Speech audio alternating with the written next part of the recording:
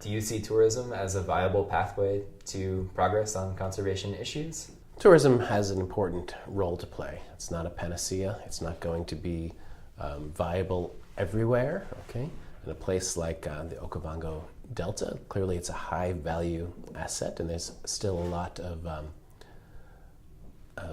room for expansion. But at the same time, there's many people living there, and we have to look at fishing, and we look at farming, and looking at pastoral activities. Those are still viable and important sectors.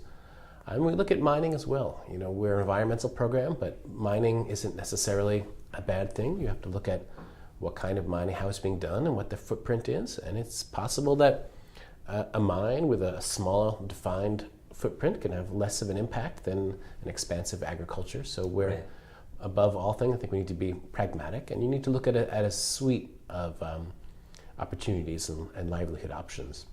And we do, in addition to doing some improving farming techniques so that they can be more productive and also more intensive. So we're reducing not only the footprint on the ground, but leaving more room for wildlife, because wildlife conflict, especially with elephants, is a huge issue for the people.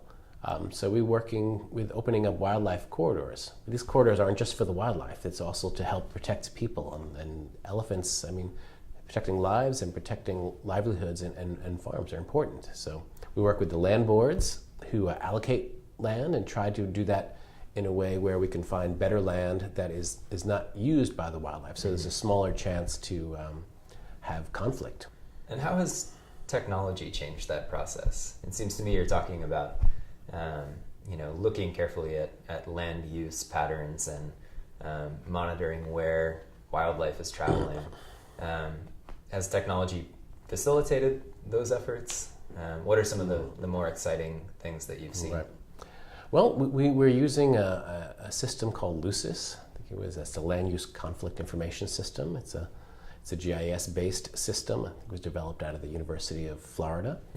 Basically, you look at competing land uses. We look at and how suitable they are. So you develop suitability maps. You say, agriculture, here's the best areas for agriculture. Wildlife, here's the best areas for wildlife, pastoral activities, etc.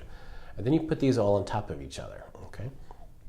And you see where they overlap, and where these best areas overlap, okay, that's a conflict area, an area with competing, maximized uses. But you look for areas that don't have that. You may assume that you're all looking at the same areas, but actually looking at agriculture, there's some better soils. And we're looking at all sorts of different parameters. You're not looking at distance to water, distance to roads, you're looking at soils, whatever they are.